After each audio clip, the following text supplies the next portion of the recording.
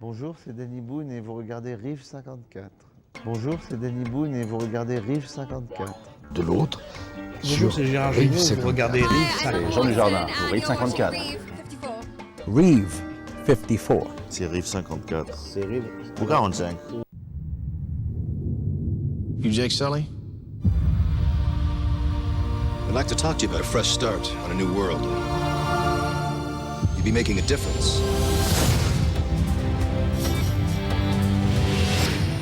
I became a Marine for the hardship. I told myself I can pass any test a man can pass. All I ever wanted was a single thing worth fighting for. Ladies and gentlemen, you are not in Kansas anymore. You are on Pandora. You should see your faces. We have an indigenous population called the Na'vi. They are very hard to kill. This is why we're here. Because this little gray rock sells for 20 million a kilo. Their village happens to be resting on the richest deposit, and they need to relocate. Those savages are threatening our whole operation. We're on the brink of war, and you're supposed to be finding a diplomatic solution. The concept is to drive these remotely controlled bodies called avatars. They're grown from human DNA mixed with DNA of the natives. Marine in an avatar body. That's a potent mix. You get me what I need, I'll see to it you get your legs back. Your real legs. Hell yeah, sir. Looks like you. This is your avatar. Just relax and let your mind go blank. It shouldn't be hard for you.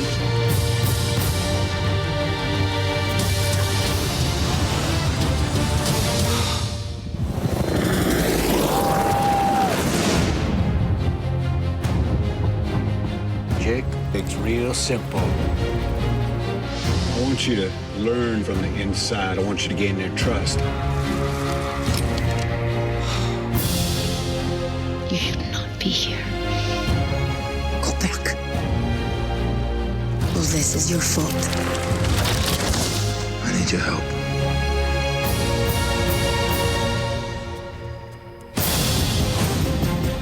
Outstanding.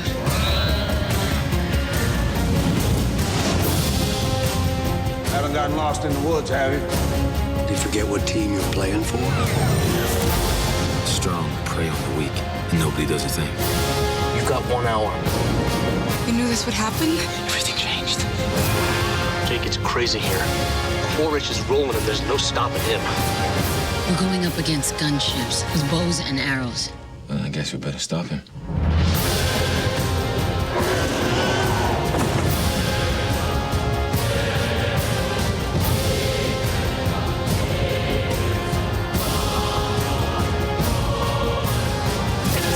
They've sent us a message that they can take whatever they want.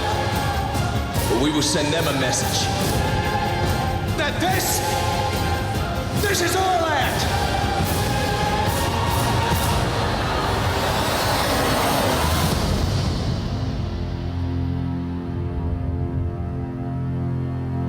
Basically just a big science geek at heart. And, I love the engineering and I love the science. But the important thing, and I think John alluded to it, is that regardless of all the technology that went into making the film, ultimately the film speaks to the audience on an emotional basis. And, to a certain extent, a thoughtful basis, but mostly on an emotional basis.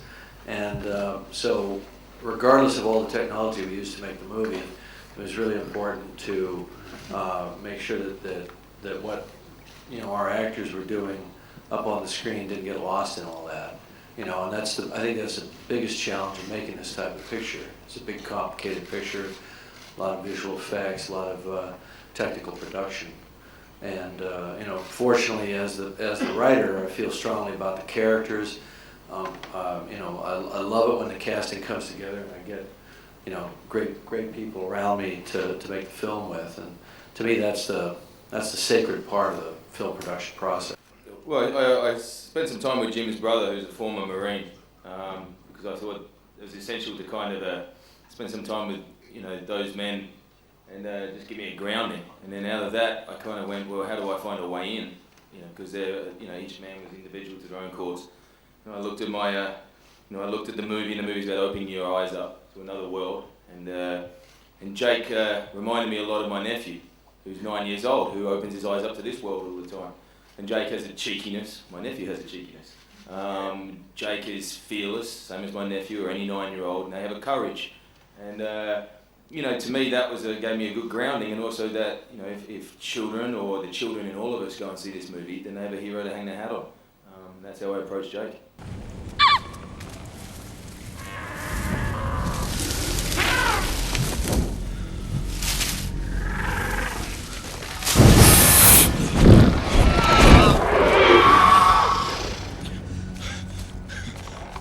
Do not look in her eye. Sortait. Damn, sortait. Ikran is not horse. When Sahelu is made,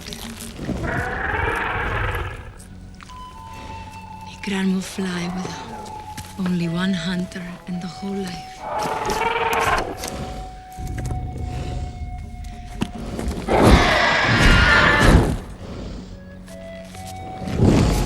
To become Aronyu, hunter, you must choose your own Ikran, and he must choose you. When? When you are ready.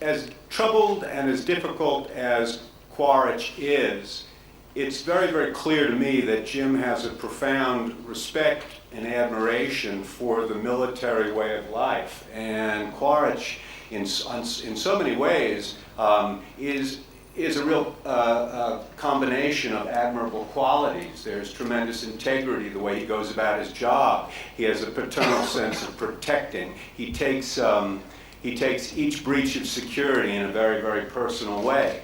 And so these are the background, the story issues that Jim and I talked about when we first discussed the possibility of my doing the part. And I think that we found ourselves in sympathy with each other, and that's what it was. When we worked on Aliens, Jim was absolutely, I think, a visionary, a perfectionist, who brought his best game to every day and inspired all of us to do the same. The bar was very high, and he actually had a crew at the time who was still going, oh, we love Ridley Scott, who's this Jim Cameron person, and every time he tried to show Terminator, they wouldn't show up. So he actually had an uphill battle, and I thought he handled it with a great deal of patience. But by the end, they were all like, yeah, Ridley who, you know? But I think now I notice he's still such a fighter, still such a perfectionist, still will stay there to the bitter end, get every little bit of juice out of a scene. But the difference, I think, is that he has such a good time, and especially in the case of Avatar, he visualized this world, created the creatures, created the species, created the language, the costumes, the flora and the fauna. So, gosh, it was just like, you know, I think he was having such a wonderful time in every scene. At the same time, I have to say, because he touched on this earlier, he made you feel that even though we're in the biggest production ever, the only important thing was what was happening between me and all of us together, that there was no film, no story without what was really happening. So he took extra time. He'd ask us, what do we want to try? Do we want to try something else? We really got to explore, and we never felt that ticking clock, even though I'm sure John did, and I'm sure Jim did on some level, but he never wanted that to interfere with us. So where are we going? Getting out of Dodge. I'm not about to let Selfridge and Quaritch micromanage this thing. There's a mobile link up at Site 26 we can work out of, way up in the mountains. The Hallelujah Mountains? That's right. Are you serious? Yeah. Yes! The legendary floating mountains of Pandora? Heard of them?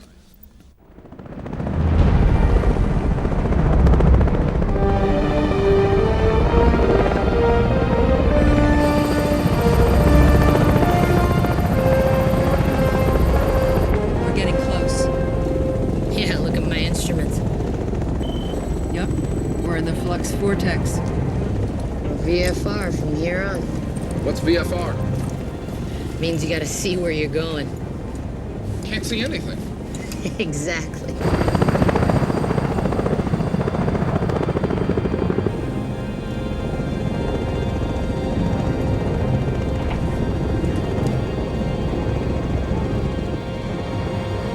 Oh my God.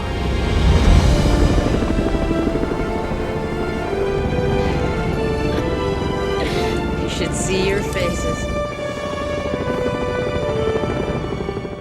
I just think that Jim has been very fortunate to be a very present observer of strong women around him in his life, starting from his mother, his wife, even his daughters or friends or anything, and he allows himself to see. And I think that in order for a man to really do that, a man needs to be really in tune with his feminine side. And just as much as women have a masculinity to us, that we also need to tap into that in order for us to better understand how men operate. Men should do the same. And for actresses like Sigourney and I, it's really a breath of fresh air when you get to work with a male filmmaker that gets it. This is video log 12 times 21:32. Do I have to do this now? Like, I really need to get some rag. No, now, when it's fresh. Okay, location, shack. And the days are starting to blur together. The language is a pain, but, you know, I figure it's like field stripping a weapon. Just repetition, repetition. Naughty. Nari.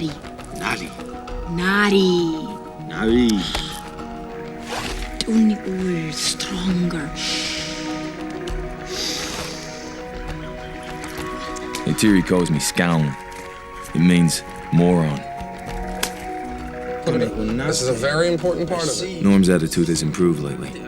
But it's not just I'm seeing you in front of me. It's I see into you. I see. It's good he's back on board, but he thinks I'm a scoundrel too. Understand you. Normally, I don't like watching my own films after I've lived with them for a long time.